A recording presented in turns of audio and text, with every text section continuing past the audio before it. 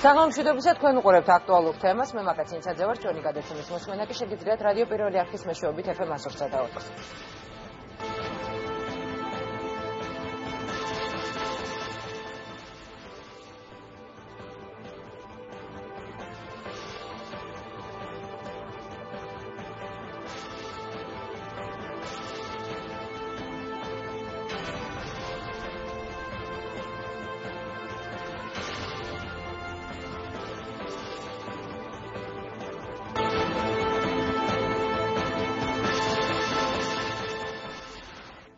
თუ საზღვარგარეთ მაგისტრატურაში ან დოქტორანტურაში აპირებთ სწავლის გაგრძელებას ან ხართ საჯარო სექტორში დასაქმებული და კვალიფიკაციის ამაღლებას გსურთ, მაგრამ საამისოდ ფინანსები არ გაგაჩნიათ, თუ შესაბამის მოთხოვნებს დააკმაყოფილებთ, გამოსავალი მაინც არსებობს. შესაძლოა ძალიან ბევრმა არც კი იცით, რომ ამის საშუალებას განათლების სამინისტროს ბაზაზე არსებული საერთაშორისო ცენტრი გაძლევთ. დაფინანსების მიღების შემთხვევაში საზღვარგარეთ გასამგზავრებლად მხოლოდ ბილეთის ყიდვა მოგიწევთ. ყველა სხვა ხარჯს კი განათლების საერთაშორისო ცენტრი დაფარავს.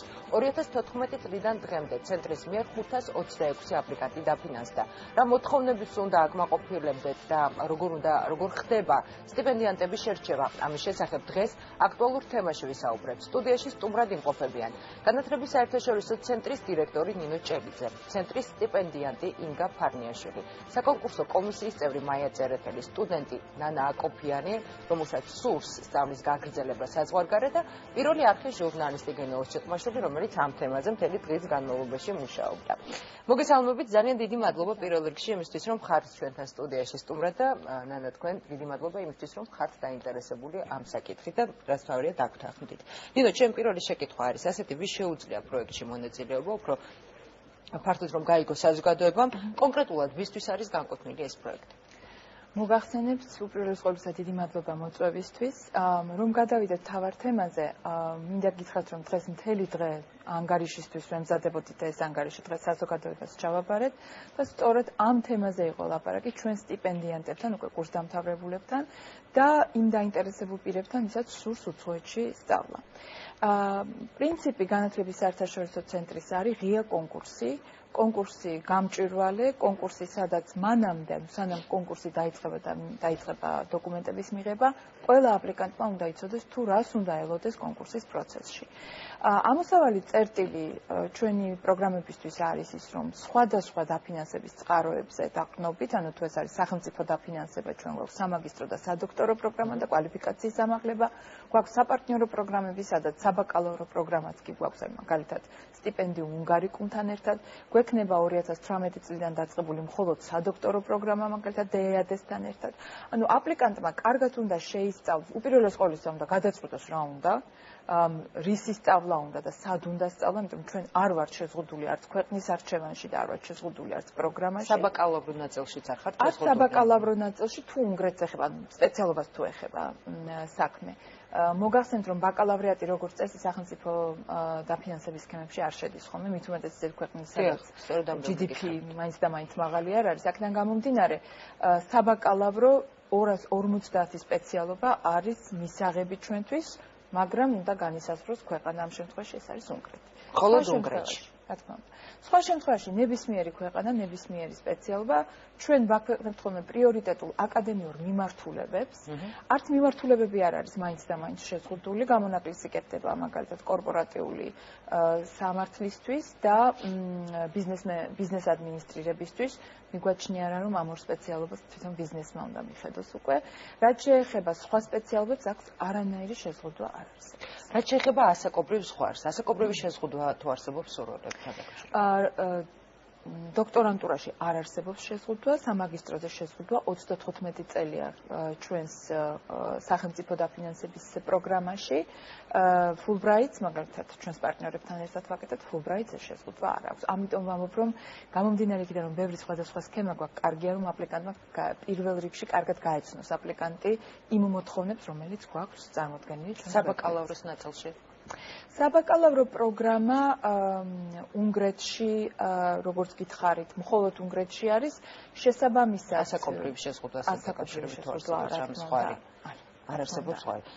რაც შეეხება უნივერსიტეტების შერჩევას, ხდება თქვენს მიერ შეთავაზება მსურველებზე, თუ მსურველებმა თავად უნდა შეარჩიონ უნივერსიტეტი და ჩარიცხვის შემდეგ უნდა მოგმართონ უკვე დაფინანსების მოთხოვნით. მეც მოგახსენეთ, ალბათ საინტერესო იქნება ინგას აზრისმოს მენეჯმენტი, რომ ინგა არის ჩვენი კურსდამთავრებული, ორი სიტყვით რომ გითხრათ, ჩვენ გვაქვს ორი ტიპის პროგრამა, ერთი სადაც აპლიკანტი თვითონ მოიძიებს უნივერსიტეტს, სკოლას და შემდგომ მოდის ჩვენთან და ჩვენგან ითხოვს დაფინანსებას ან თანადაფინანსებას. ჩვენ საპარტნიორო პროგრამებში კი ჩვენ და ჩვენი პარტნიორი განვათავსებთ უკვე შერჩეულ სტუდენტებს სხვა უნივერსიტეტებში. თქვენ სამაგისტრო პროგრამა დაგიფინანსდათ და სწავლობდით ვარშავაში, როგორც ჩვენთვის არის. მოგესალმებით პირველ რიგში. და თქვენი რეკომენდაციები ძალიან მნიშვნელოვანი იქნება იმ ადამიანებისთვის, ვისაც სურს რომ საომავლოდ მიმართოს აუცილებლად. დიახ. მე გახლავართ როგორც უკვე აღნიშნეთ ბენეფიციარი აღნიშნული ცენტრის. ვსწავლობდი ცენტრმა დიდი ასე ვთქვათ, ჩემი დიდი სურვილი ოცნება რაღაც აასრულა და დამიფინანსა სწავლა ვარშავაში, კერძოდ კოზმინსკის უნივერსიტეტში, რომელიც ერთ-ერთი საუკეთესო უნივერსიტეტია ევროპის მასშტაბით. და აქედან გამომდინარე პირველ რიგში საჭიროა აპლიკაციის შევსება. აპლიკაცია წარმოადგენს ონლაინ უნდა შეივსოს აპლიკაცია, წარმოდგენილი საბუთები რაც საჭიროა უნდა აიტვირთოს აღნიშნულ ვებგვერდზე. პირველი ეტაპი გახლავთ ეს. მეორე ეტაპია უკვე გადაფასება, შეფასება ამ საბუთების, რომელი საბუთი ასე ვთქვათ, პრიორიტეტულს გულისხმობ ქულობრივად, რომელი უფრო მაღალ დონეზეა, ვის რამდენი ქულა აქვს, თუნდაც GPA ვის უფრო მაღალი აქვს. ხოლო მესამე ეტაპი არის უკვე გასაუბრება. თუ მესამე ეტაპზე გადავა აპლიკანტი, გასაუბრებას გაივლის და გასაუბრების შემდეგ უკვე გამიმართლა მე და დამიფინანსა სწავლა ვარშავაში, როგორც მოგახსენეთ. ვსწავლობდი ადამიანური რესურსების მენეჯმენტის გახლით და ეს იყო ჩემი პრიორიტეტი და ერთ-ერთი პრიორიტეტული მიმართულება იყო, როგორც უკვე აღნიშნა ქალბატონმა ნინომ. მენეჯმენტი არ იყო პრიორიტეტული, მაგრამ რადგანაც ადამიანური რესურსების მენეჯმენტი საქართველოში ძალიან ასე ვიტყოდი, რომ ფეხს ახლა იყიდებს და საჭიროა მაქსიმალური რესურსი ჩაიდოს, დამიფინანსდა და მაგისტრის ხარისხი მოვიპოვე ვარშავაში. გასაგებია. ქალბატონო მაია, დაფინანსების მინიჭებასთან დაკავშირებით საბოლოო გადაწყვეტილებას იღებს სწორედ კომისია, რომლის წევრის ბრძანდებით თქვენ. რა კრიტერიუმებს უნდა აკმაყოფილებდეს მსურველი იმისთვის, რომ თქვენგანაც მიიღოს თანხმობა და საბოლოოდ მიიღოს დაფინანსება? დაფინანსებაზე გადაწყვეტილების მიღებისას რამოდენიმე ფაქტორია უმნიშვნელოვანესი.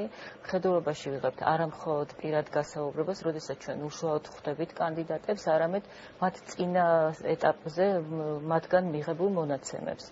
შერჩევისას ჩვენ კომისიისთვის მინდა განვაცხადო, რომ შერჩევისას ჩვენთვის არ არის ცნობილი კანდიდატების ვინაობა. ჩვენ ვახდენთ მათი მონაცემების გადარჩევას და სრულ ანალიზს მხოლოდ ესეთი ანონიმური განაცხადების საფუძველზე. შესაბამისად, უმნიშვნელოვანესია ყურადღება გავამახვილოთ და კანდიდატების საყურადღებოთაც ალბათ კარგი იქნება ვთქვათ, უშუალოდ იმ კითხვებზე და იმ საკითხებზე ზუსტი პასუხის გაცემაზე, რომელიც მითითებულია შერჩევისთვის გარკვეულ კრიტერიუმებად. პირველ რიგში ისინი უნდა აკმაყოფილებდნენ ყველა იმ მოთხოვნას, რაც წარდგენილია შერჩევის პროცესისთვის, რომ მოხდეს მათი შემდეგ ეტაპზე გადასვლა. შემდეგ ის მონაცემები, რაც მათ სურთ, რომ ატვირთონ განაცხადთან ერთად, სასურველია იყოს მოწესრიგებული ფორმით, ზუსტად პასუხობდეს იმ მოთხოვნას, რაც მითითებულია ამ შერჩევისათვის და ასევე უმნიშვნელოვანესია, როგორც ყველა შერჩევისას, პირადი გასაუბრება. როდესაც ჩვენ პირდაპირ ხვდებით კანდიდატებს და ვისმენთ მათი ისტორიას, мотивაციას, რატომ სურთ განათლების მიღება ამა თუ იმ სფეროში, რა გამოცდილება აქვთ და რაც განსაკუთრებულად აქვს ამ შემთხვევაში გადაწყვეტილების მიღებისას განსაკუთრებული ყურადღება ექცევა მას, თუ როგორ გამოადგება ის თავის სამშობლოს, როდესაც დაბრუნდება განათლების მიღების შემდეგ. ვინაიდან აქ ხდება გარკვეული ინვესტიციის. როგორ განსაზღვრავთ ამ ნაწილს, თქო, რამდენად არის ეს ადამიანი გამოსადეგის თავის სამშობლოსთვის დაბრუნების? ამ შემთხვევაში განათლებაში საკმაოდ დიდი ინვესტიციის ჩადება ხდება. უმნიშვნელოვანესია მათ გააცნობიერონ, რომ არა მხოლოდ პირადი განათლების მისაღებად, არამედ ზოგადად საერთო სასიკეთისთვის მიდიან, რომ შემდეგ დაბრუნდნენ ქვეყანაში და გამოიყენონ საკუთარი გამოცდილება. ამიტომ ეს მათ мотивაციას კარგად ეტყობა ხოლმე. ასევე რამდენად კარგად აქვს ჩამოყალიბებული უცხოეთში ცხოვრების თავისებურებები, შეუძლია თუ არა შეეგუონ გარემოს აქვთ თუ არა ადაპტაციის უნარი, უამრავ ფაქტორს ვითვალისწინებთ, ვიდრე საბოლოო გადაწყვეტილებას მივიღებდეთ ამათვე კანდიდატის დაფინანსებასთან დაკავშირებით. თუმცა, რა თქმა უნდა, მნიშვნელოვანია, რომ ისინი მიდიოდნენ ცნობად უნივერსიტეტებში, რომლებსაც საკმაოდ მაღალი რეიტინგი აქვს მსოფლიო მასშტაბით და შესაბამისად ინვესტიცია მოხდეს იმ დარგებში, რომელიც ქვეყნისთვის მნიშვნელოვანია. ქალბატონებო, რამდენადაც ჩვენთვის არის ცნობილი, ხელშეკრულების მიხედვით მსურველებს აქვთ გარკვეული ვალდებულებები, იღებენ გარკვეულ ვალდებულებებს. მაგალითად, თუნდაც იგივე საქართველოში დაბრუნების შემდეგ გარკვეული ვადით ისინი მათ უნდა იმსახურონ სხვადასხვა საჯარო სამსახურში. არა მარტო საჯაროში. შეიცვალა ეს მიდგომა, როგორც ჩანს. ყოველწლიურად მინდა გითხრათ, რომ იმით უფრო კონკრეტულად რომ აგვიქვათ. მომხიბვლელია ზოგადად სასტიპენდიო სქემა იმით, რომ სახელმწიფოს შეუძლია ადვილად მართოს და სწრაფად განსხვავებით ვთქვათ ეგრეთ წოდებული უმაღლესი ესტაბლიშმენტისგან, რომელსაც 4+2 წელი მაინც სჭირდება, რომ რაღაცნაირად შეცვალოს თავისი მიმართება, ხო ესე სწრაფად ვერ იცვლება უმაღლესი განათლების დაწესებულება. სასტიპენდიო პროგრამები უფრო მოქნილი მექანიზმია, ხო, რაღაცა გარკვეული დეფიციტის შესავსებად, საკადრო დეფიციტის შესავსებად თუ გნებათ. აქედან გამომდინარე, მსოფლიო პრაქტიკა არის ესეთი მიღებული, სადაც 2-3 წელიწადში ერთხელ იცვლება პროფილი უკაცრავად სასტიპენდიო პროგრამის.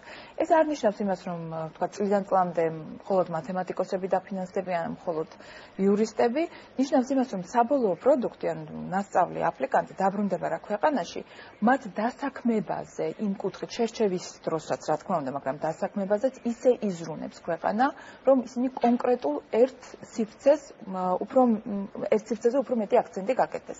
მაგალითად, პირველ წელს 2014 წელს შეირჩა უამრავი სხვადასხვა მიმართულების სტუდენტი, თუმცა მათი დასაქმებისას შერჩევისას, რა თქმა უნდა, ვეკითხებოდით აინტერესებდათ თუ არა საჯარო სექტორში მუშაობა და დასაქმებისას ყველა დასაქმდა საჯარო სექტორში. შარშანდა წელს ვცდილობდით, რომ საუნივერსიტეტო განვითარებისთვის გამოგვეყენებინა ეს თანხა, რომელიც სახელმწიფოს მიერ იყო გამოყოფილი და შესაბამისად სტუდენტები შეირჩნენ და ასევე დასაქმდნენ.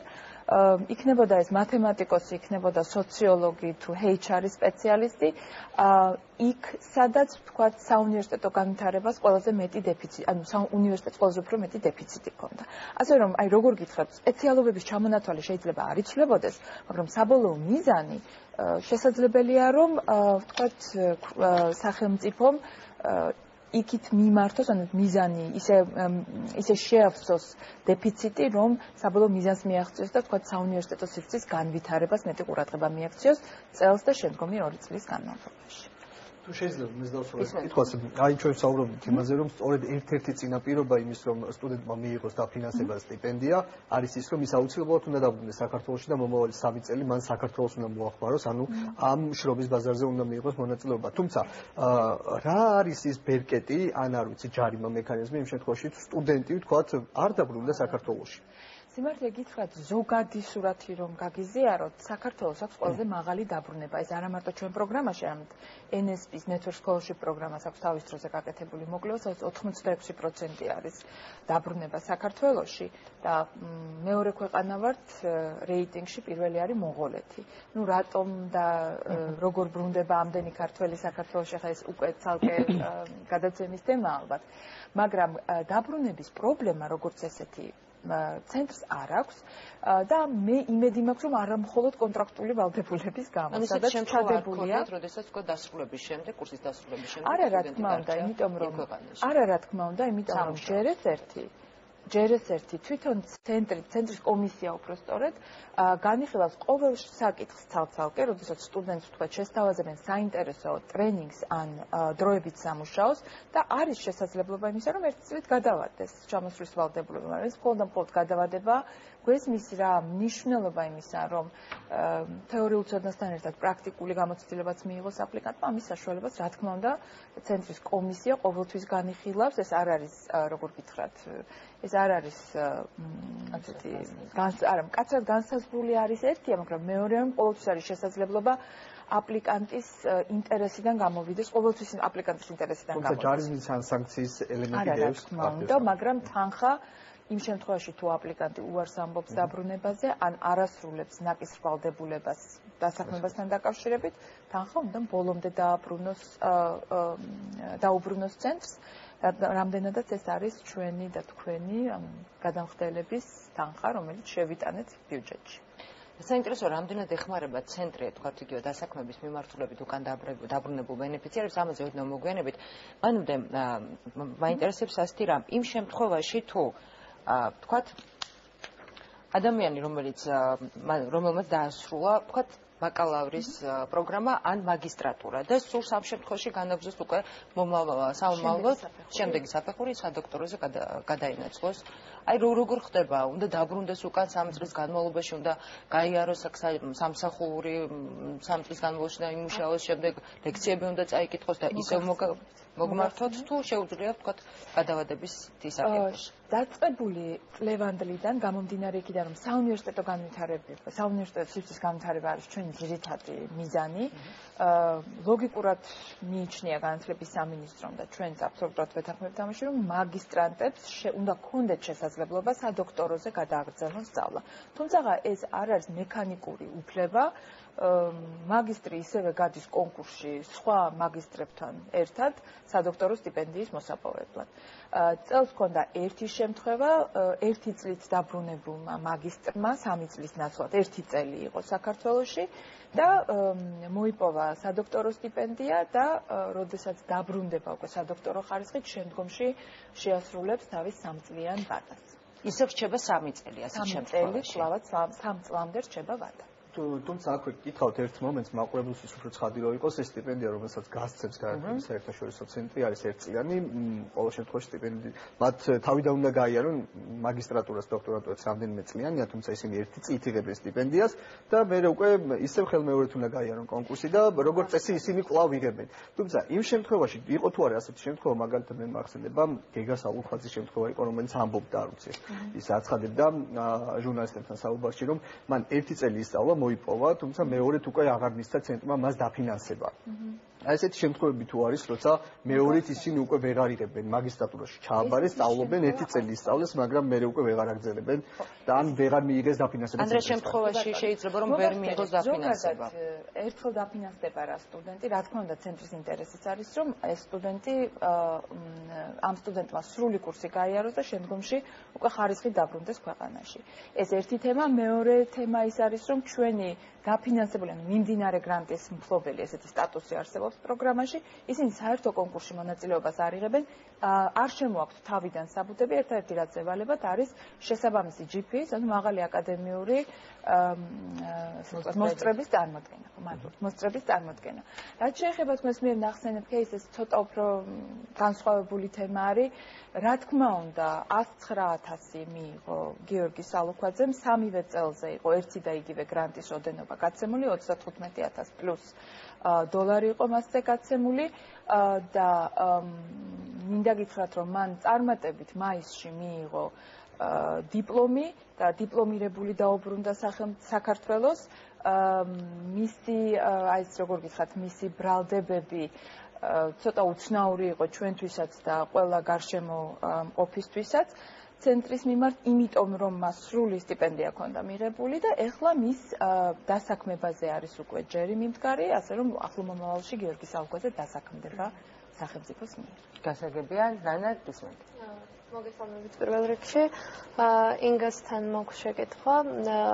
მეც მქონია გამოცდილება, მეც ვიყავ განათლების პროგრამის სტუდენტი, ფლექსის 2015-16 კურსს დამთავრებული და ინგა მაინტერესებს აი შენ გამოცდილების შესახებ რომ მოგვიყვა.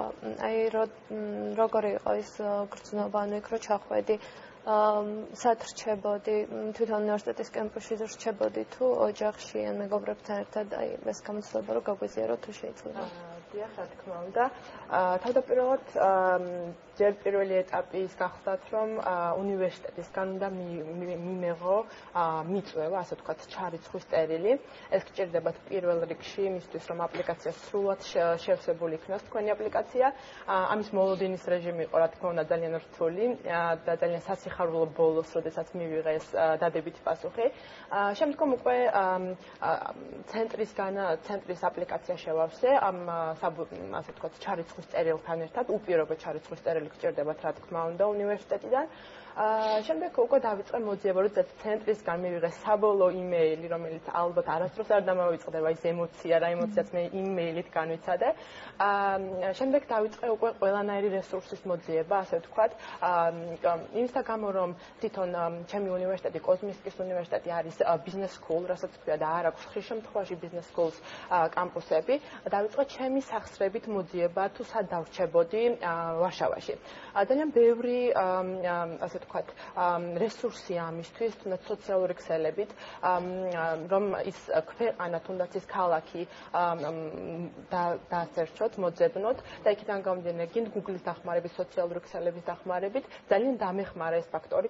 კონკრეტულად ასევე დამეხმარა უნივერსიტეტიდან ბადი პროგრამა აქვს ჩემ უნივერსიტეტს, რომელიც ახლად ჩასულ სტუდენტებს, სანამ ჩავლენ სტუდენტები ეკონტაქტებიან, ხვდებიან აეროპორტში და თუ არ აქვს შერჩეული დასაბინავებელი ადგილი მიყავთ, ერთი კვირის მანძილზე ეხმარებიან, რომ დაბინავდნენ, სანამ აღმოაჩენენ ახალ დასაბინავებელ ადგილს. თუ უკვე შერჩეული აქვს სტუდენტს და უკვე იცის სად მიდის, ისინი ეხმარებიან აეროპორტში, აეროპორტიდან დასაბინავებლად მიყავთ, ასე ვთქვათ. ეს ძალიან დამეხმარა ამ ეტაპზე.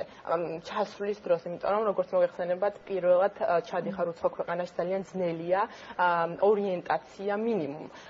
ეს ბადი პროგრამა ძალიან დამეხმარა და პირველი, რასაც მე გირჩევდით, რაც ძალიან ადვილია ყველასთვის და ხელმისაწვდომია, ეს არის სოციალური ქსელების დახმარებით, კონტაქტები დაამყაროთ იმ ქალაქის წარმომადგენელ accommodation staff-თან, რასაც ქვია და იქიდან ძალიან დაგეხმარებათ ეს ყველაფერი. გასაგებია, ნინო, დაუბრუნდების პროგრამულ ნაწილს ერთადად რა პროფესიები აინტერესებთ, ძალიან საინტერესოა ეს ნაწილი და თქვენ თუ გაქვთ პრიორიტეტული სფეროები ან მიმართულები და ზოგადად შრომის ბაზრის კვლევა თუ ხდება რა პროფესიებზე არის ძირითადად მოთხოვნა? ეხლა ისეთ რაღაცას ვეჭვი, რაც შეიძლება ძალიან პოპულარული თემა არ იყოს, მაგრამ მე როგორც საგანმანათლებლო, ასე ვთქვათ, სექტორში დასაქმებულს მინდა გითხრათ, რომ განათლების ძირითადი მიზანი არ არის შრომის ბაზრის დაკმაყოფილება. სიმართლე რო გითხრათ, შრომის ბაზარი უფრო სწრაფად იცვლება, ვიდრე განათლების ეტაპი, რომელსაც შენ გადიხარ. აქედან გამომდინარე და პირიქითაც ხდება ხოლმე. აი ამ განაცხადა ასეთი, რომ ძალიან მნიშვნელოვანია ის, რომ უკან დაბრუნებული ადამიანები, ბენეფიციარები ამ შემთხვევაში მოემსახურონ საქართველოს, მოემსახურონ სამშობლოს. თუ არის ზოგადად შესწავლილი რა ვითარება არის, რამდენად პასუხობს. და აქვე მინდა გითხრათ, რომ ზოგჯერ ახალი სპეციალობით დაბრუნებული ადამიანი, თქვა შეიძლება გლაციოლოგი მაინც და მაინც ამ ეტაპზე შრომის ბაზარზე არ გჭირდებოდეს, მაგრამ ქვეყანას გლაციოლოგი ჭირდება აუცილებლად. თქოს, შრომის ბაზარი და საჭიროებებისთვის ესეც ცოტა პარალელური თემა არის. გეტყვით, რომ შრომის ბაზრის მოკვლევა როგორც ესეთი არ ყოფილა, თუმცა ჩვენ გვაქვს პრაქტიკა, სადაც ყოველწლიურად ვაცხადებთ რა დიდ პროგრამებს, სხვადასხვა უწყებებს ვუკავშირდებით და ვთხოვთ, რომ მოგვაწოდონ იმ პრიორიტეტული ან იმ დეფიციტური მიმართულებების ხო დარგების ჩამონათვალი, რომელსაც ჩვენ ვეცდებით, რომ შევავსოთ შერჩევის პროცესში. თუმცა ამავე დროს მინდა გითხრათ, რომ 3 წელი ვაცხადებთ განათლების ადმინისტრაციაში პროგრამებს და მხოლოდ წელს პირველად მოვიდა 5 თუ 6 აპლიკანტი. მანამდე არ იყო. ასე რომ როგორ გითხრათ, რაღაც კონკრეტული საჭიროებები წარმოიქმნება იმაზე უფრო გვიან, ვიდრე თქვა ჩვენ ვაცხადებთ ამ მიმართულებებს, ხო? ეს ერთი. მეორე, რაც შეეხება მიმართულებებს, ხო, პრიორიტეტებს. 5 წლის შემდეგ მოთხოვნადი პროფესიები რა შეიძლება იყოს, ამას დიდი მნიშვნელობა აქვს. რა თქმა უნდა, თუმცა ჩვენი პროგრამა იმდენად ღია არის ნებისმიერი სპეციალობისთვის, რომ ამ შემთხვევაში, როგორც გითხრათ, 2 არის მხოლოდ გამონაკლისი, პრაქტიკულად სახელმწიფოს საშუალებას მოკვლევა არ ტარდება რა ძირეული, პრაქტიკულად სახელმწიფო ნებისმიერი სპეციალობის და მიმართულების ახალგაზრდა საძრებს საშუალებას, რომ უცხოეთში ისწავლოს. კვოტირება არის ამ შემთხვევაში, რა თქმა უნდა, საინტერესო, ვიცით რა, რომ იურიდიული სპეციალობა სამართალი ბევრად უფრო მოთხოვნადია სიტყვაზე, ვიდრე გლაციოლოგია.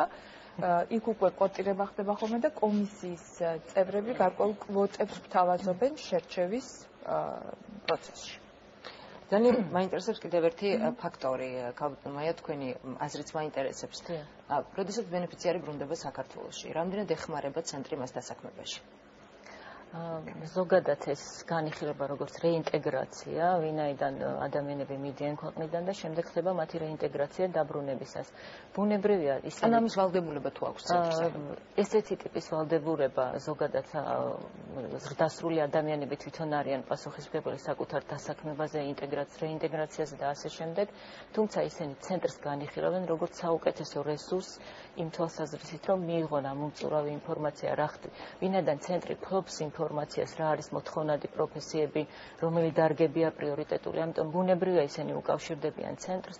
აღსანიშნავია, რომ პროგრამა არც თუ ისე ხანგრძლივია, რომ დიდი გამოცდილება არსებობდეს ასეთი ტიპის кейსების, თუმცა ძალიან ბევრი ჩვენ შემთხვევაში ვიცით, რომ აი თუნდაც ზოგადად ესეთი ფორუმების დონეზე ცენტრი ეხმარება კანდიდატებს, დაბრუნებულ კანდიდატებს სამსახურის მოძიებაში.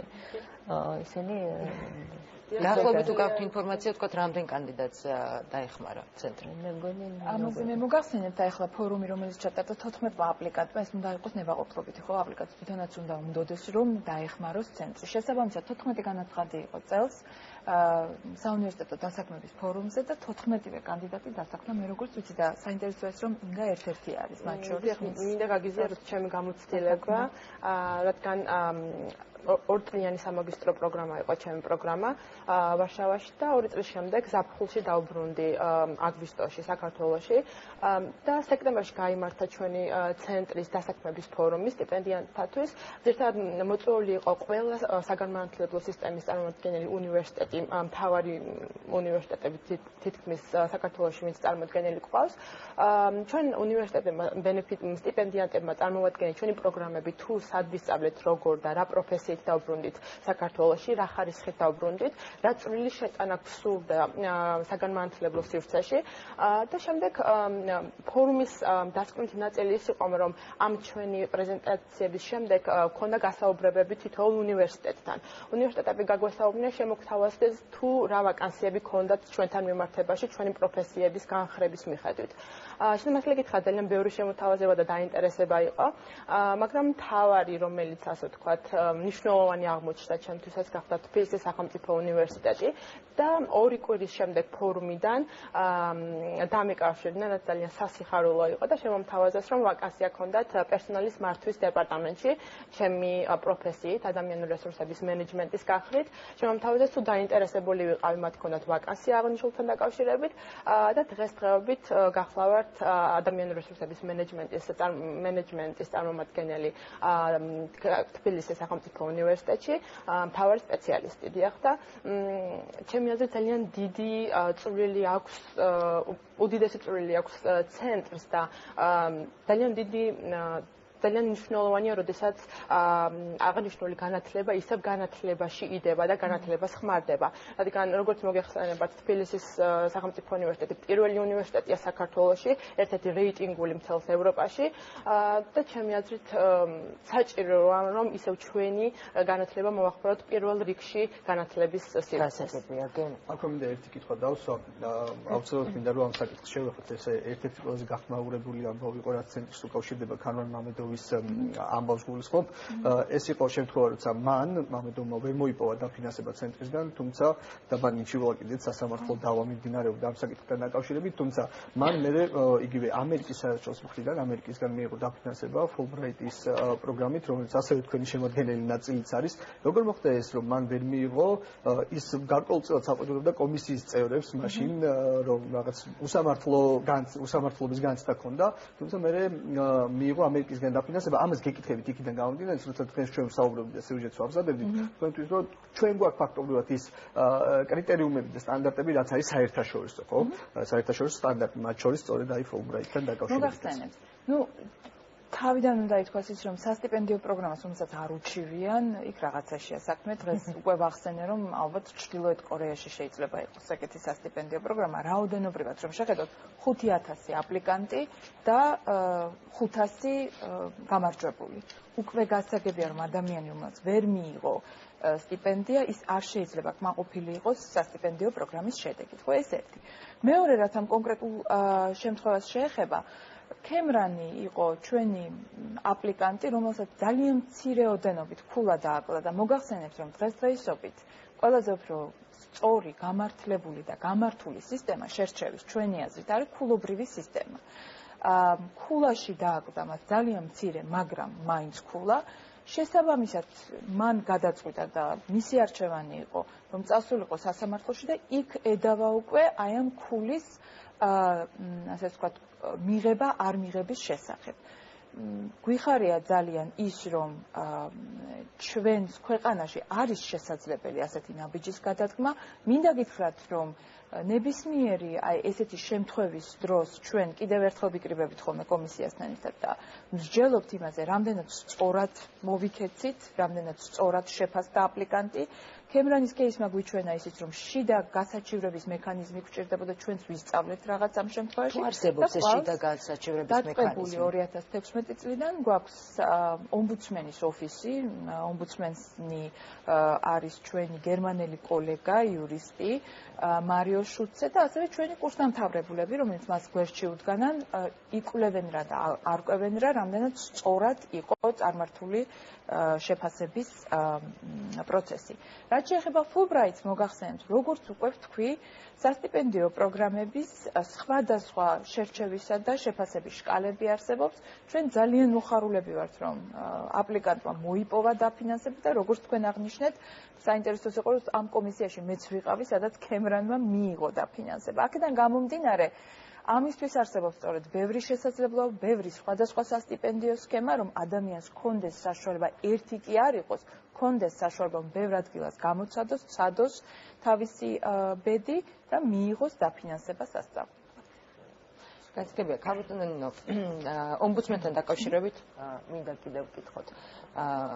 ზოგადად ხდება თუ არა იმ შემთხვევაშიც ომბუდსმენთან მიმართვა, როდესაც თქვათ არაკმაყოფილებს აპლიკანტს მიღებული ქულები. განსხვავებით ბევრი სასტიპენდიო სქემისგან, ჩვენი საერთაშორისო პარტნიორების სქემებისგანაც, ჩვენ ვცდილობთ, რომ ჩაშლილი პასუხები მივცეთ აპლიკანტს. ანუ აი ამ კონკრეტულ პარამეტრში მიიღეს შედარებით დაბალი ქულა. ეს შედარებით დაბალი ქულა არის 10 კომისიის წევრის ნამსჯელი და შემდგომში გასაშუალოებული ქულა. ეს იმისთვის ხდება, რომ მან ეს შემდეგი წლისთვის გაითვალისწინოს და უკეთ მოემზადოს კონკურსისთვის, თუ ეს შესაძლებელია.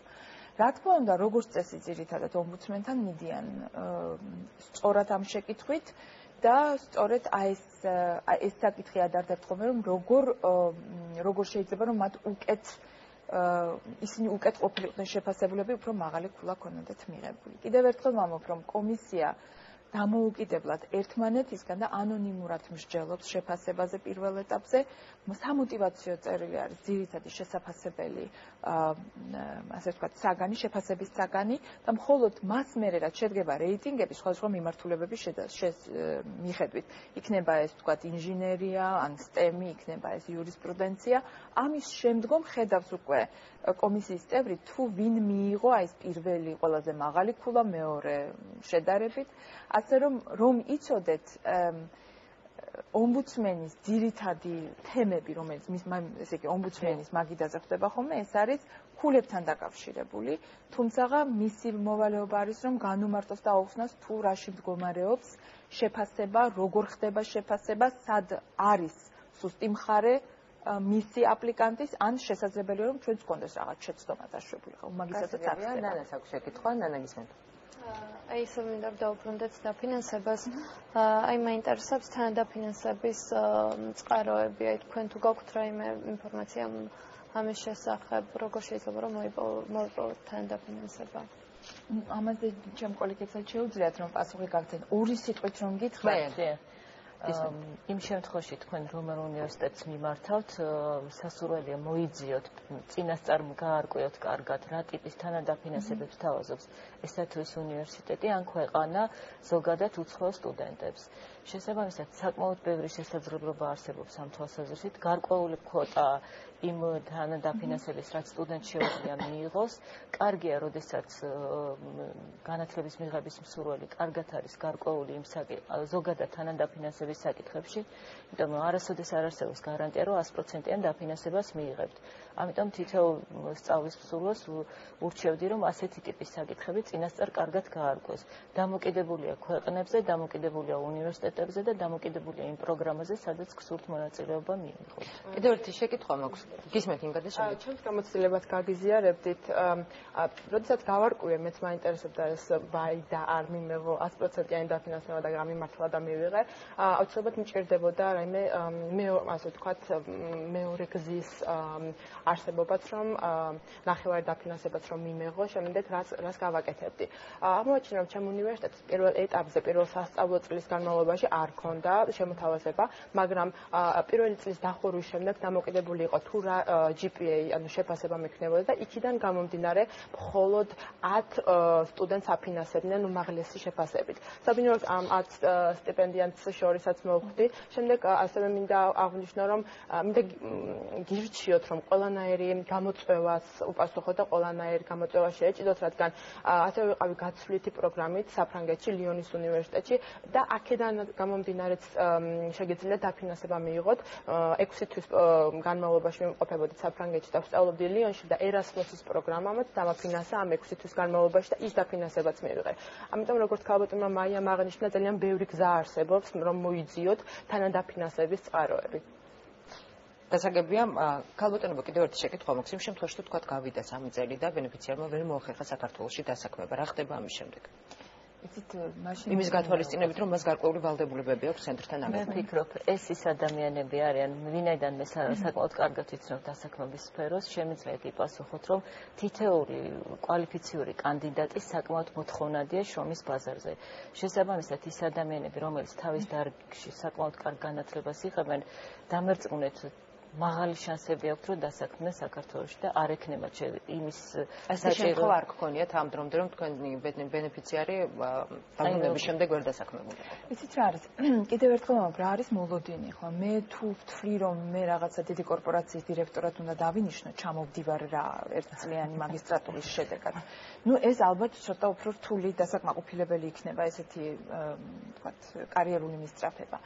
რელევანტური გამოცდილება და ძალიან კარგად განსაზღვრული, გითხრათ, ახალი რეზუმე CV იგზავნება რა სხვადასხვა დაწესებულებებში და უწყებებში, ჯერჯერობით უპასუხოთ არ დარჩენილა. ამის მიზანი, ამის ასე ვთქვათ, თქვენი ყველა ბენეფიციარი ამ ეტაპზე არის დასაქმებული. მინდა გითხრათ, შესაძლებელია ვიღაც არ არის, მაგრამ ჩვენამდე ისტორიის არ ხორცერად უკან დაბრუნებული დასაქმების ნაწილში რა მდგომარეობა არის. ისევ კიდევ ერთხელ აღვნიშნავ იმის გათვალისწინებით გეკითხებით, რომ თქვენი ხელშეკრულების მიხედვით უკან დაბრუნებული ბენეფიციარი 3 წლის განმავლობაში ბენეფიციარმა უნდა იმუშაოს სხვადასხვა ადგილებში საქართველოში, შესაბამის სფეროში. რა თქმა უნდა, ვიცით რომ არიან დასაქმებულები, მაგრამ ეხლა ახალი დაბრუნდა, სხვადასხვა დროს ბრუნდება აპლიკანტი, შესაძლებელია ოქტომბერში დაუმთავრდეს სწავლა, შესაძლებელია ნოემბერში გააჩნია მის პროგრამას. ამ ეტაპზე ვერ და თეორიულად რა ხდება იმ შემთხვევაში, თუ 3 წლის განმავლობაში მან ვერ მოახერხა, თქვათ, დასაქმება. თეორია ძალიან რთული, ესეთ თეორიულად. ან გარკვეული სანქციები ამ მიმართულებით არ არსებობს. ჯერჯერობით არ ყოლია აპლიკანტი, ვინც არ დასაქმებულა, ვიღაცა სურდა, ვთქვათ, ერთ კონკრეტულ სამსახურში დასაქმება და იქ ვერ დასაქმდა, მაგრამ სხვაგან დასაქმდა. ესეთი შემთხვევები გვაქვს, რა თქმა უნდა. მაგრამ ის რომ დაუსაქმებელი იყოს აპლიკანტი, ეგეთი შემთხვევა არის. ძალიან ბევრი და დიდი ხელშეწყობა იქიდან გამომდინარე, რომ წელს პირველად დაარსდა კურსდამთავრებულთა მცირე საგრანტო პროგრამა, რომელიც ხელს უწყობდა, მცირე საგრანტო პროგრამა გამოცხადა კურსდამთავრებულთათვის და ეს იყო ძალიან თავისუფალი, ნებისმიერი იდეის შემთხვევაში შეეძლო სტიპენდიას შემოეტანა განაცხადი და შეფასების და განცხადების განხილვის შემდეგ იგი მიიღებდა დაფინანსებას. მე გავხდით კომისიის კომისიის წევრი და აქედან გამომდინარე ძალიან გასაგებია. ქალბატონო მაია, კიდევ ერთი შეკითხვა, სამაგისტრო და სადოქტორო და საბაკალავრო პროგრამების გარდა რამდენიმე ჩვენთვის არის ცნობილი, ასევე გაქვთ საჯარო სექტორში დასაქმებულთათვის კვალიფიკაციის ასამაღლებელი კურსები. ალბათ ძალიან ბევრი იმედი მაქვს, რომ საჯარო სექტორის წარმომადგენლები და ამ სექტორში დასაქმებულები გვიყურებენ, ჩვენც მათ შორის საჯარო სექტორში დასაქმებულები ვართ და ჩვენთვის ძალიან საინტერესოა. რა ტიპის პროგრამები არის, ხანგრძლივობა როგორია? აქ საუბარია მოკლევადიან პროგრამებზე, ზოგადად ვადა არ აჭარბებს 3 თვეს, შესაძლებელია პროგრამების ხანგრძლივობა იყოს დაწყებული 1 კვირიდან დამთავრებული 3 თვემდე.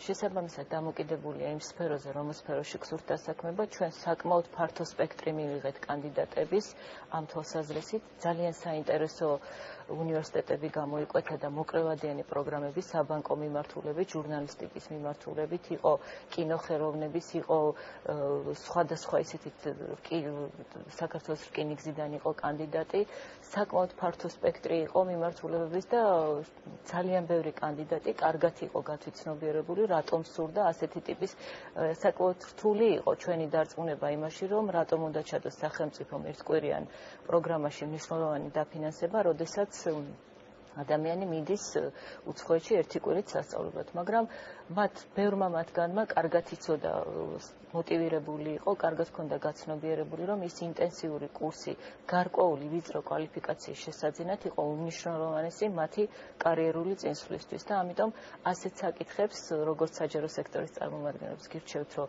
ყურადღება მიაქციოთ და მიიღოთ აუცილებლად მონაწილეობა, ვინაიდან ბევრი კანდიდატი პირველივე ეტაპზე შეირჩა და მიიღეს დაფინანსება. რამოდენიმე მათგანი მგონი უკვე დაბრუნდა კიდეც უცხოეთიდან. ქალბატონო ნინო, თქვენი საკმაოდ სერიოზული და მნიშვნელოვანი მცდელობის მიუხედავად ამ განათლების საერთაშორისო ცენტრის შესახებ ინფორმაცია მაინც და მაინც დიდად არ აქვთ. რაც მე მოვიკითხე ყოველ შემთხვევაში. გარდა ამისა, გარკვეულწილად ამ ტიპის ცენტრების მიმართ არსებობს გარკვეული ნიჰილიზმი. სტუდენტების უმეტესობაც ფიქრობს, რომ ისინი ვერ მოახერხებენ რატომღაც სხვადასხვა მიზეზების გამო მოხვედრას, დაფინანსების მიღებას. ფიქრობენ, რომ ძალიან დიდ თანხებთან არის ეს დაკავშირებული.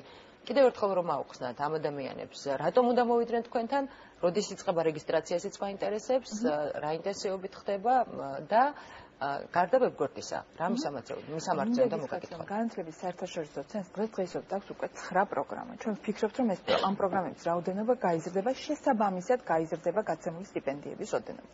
დღესდღეობით დაახლოებით 9 მილიონამდე ლარი არის გაცემული ჩვენ სტიპენდიანტებზე მხოლოდ წელს და ეს არის ჩვენ ფრანგ, ამერიკელ და უნგრელ პარტნიორებთან ერთად. ან 9 მილიონი ლარი დაიხარჯა ერთ აკადემიურ წელიწადზე ქართულ სტუდენტებს. ეს მოკლედ რომ ვთქვათ. რაც შეეხება იმას, რომ ადამიანს უნდა კონდეს თავის რწმენა, აქვს რა სურვილი. ისეთი რა, ეს რთული არის სკეპტიკოსი, იმის სკეპტიკოსია, რომ მას სჭირდება ძალიან ესეთი როგორ გიხათ, მძიმე არგუმენტი. მძიმე არგუმენტით ცენტრი ვერ გამოვა, ეს თვითონ ადამიანს უნდა კონდეს სურვილი უპირველეს ყოვლისა სწავლის, რაც ძალიან რწმენაც ალბათ. რწმენაც იცით რა ნელ-ნელა მოდის. შემოდიხარ რა პროგრამაში და ხედავ, რომ პრინციპში შენაირები ფინანსდებიან, აქ უკვე რწმენის ფაქტორიც ნელ-ნელა თავის ადგილს იკავებს. აუცილებლად უნდა ცადონ, ჩვენ გვყავს სტიპენდიანტები, ვისაც პირველ წელს არ გაუმართლა და ვერ შეძლეს სტიპენდიის მიღება, ან მეორე წელს ვერ შეძლეს და მესამე წელს დაფინანსდნენ. პრინციპი ის არის, რომ ჩვენც და ჩვენი სტიპენდიანტებიც ერთად ვსწავლობთ, როგორ უნდა უკეთესად როგორ უნდა გავაკეთოთ ეს სასტიპენდიო პროგრამები. ასე რომ ესეთი სტიპენდიანტებიც ყავს, ვინც მესამე წელს დაფინანსდა. ეს ერთი. მეორე ის არის, რომ სასტიპენდიო პროგრამაში თუ გადახედავთ ჩვენს კურსდამთავრებულებს, ნახავთ, რომ იმდენად დიდი არის დივერსიფიკაცია სპეციალობის, ასაკის, დაბადების ადგილის თუ გნებავთ, სწავლის ადგილის. მიხვდებით, რომ ცენტრი ღია არის ნებისმიერი იმ ადამიანისთვის, ვისაც სწავლის სურვილი აქვს. გამომდინარე იქიდან, რომ ცენტრი ძირითადად აქცენტს აკეთებს თვითონ კონკრეტულ აპლიკანტზე და არა მხოლოდ სკოლაზე, ხშირად გვეკითხებიან ხოლმე რა უფრო მნიშვნელოვანია, სკოლა თუ სპეციალობა, თუ ასაკი. ყველაფერი ერთად, მაგრამ საბოლოო ჯამში აუცილებლად ვითხარით. რა თქმა უნდა, აუცილებლად და ისიც მინდა გითხრათ, რომ გვართ ღია ნებისმიერი შეხვედრისთვის. ცენტრი მდებარეობს ქალაქის ცენტრში 2 უნივერსიტეტს შორის, ეს არის ჭავჭავაძის 7 და ყოველთვის ღია ვართ როგორც ჩვენ, ასევე ჩვენი კურსდამთავრებულებით და კომისიის წევრებით, ვინც მოდიან ხოლმე ამ საინფორმაციო შეხვედრებზე და ესაუბრებიან სტუდენტებს, ეხმარებიან მათ სწორად გააკეთონ არჩევანი და აპლიკაცია. იცის სრულიად მესმის ამ კითხვის, რადგანაც მე სკეპტიკურად ვიყავი ძალიან განწყობილი, სანამ შევავსებდი, მაგრამ იქიდან გამომდინარე, რომ აღნიშნული სასტიპენდიო პროგრამა არ არის ფასიანი, ყველა ვისაც სკეპტიკურად არის განწყობილი და არ შეერა, მე მინდა ვურჩიო რა აუცილებლად სადეთ, იმიტომ რომ არაფერს არ დაკარგავ თუ არ მოიგებს. წარმატებებს გისურვებ და რა თქმა უნდა, ბუნებრივია წარმატებას ვუსურვებთ იმ ადამიანებს, შენც უკვე გადაწყვეტა კიდევ ერთხელ სწავლის გაგრძელება და გეგმავს სამომავლოდ რომ მეწვიოს განათლების საერთაშორისო ცენტრს. უღმესი მადლობა იმისთვის, რომ იყავით ჩვენთან სტუდიაში სტუმრად. თქვენ უყურებდით აქტუალურ თემას, ჩვენი სტუმრები კი იყვნენ განათლების საერთაშორისო ცენტრის დირექტორი ნინო ჭელიძე, ცენტრის სტიპენდიანტი ინგა ფარნიაშვილი, საკონკურსო კომისიის წევრი მაია, წერეთელი, სტუდენტი ნანა აკოფიანი და პირველი არხის ჟურნალისტი გენო ოსიყმაშვილი. ხვალამდე გემშვიდობებით, დროებით.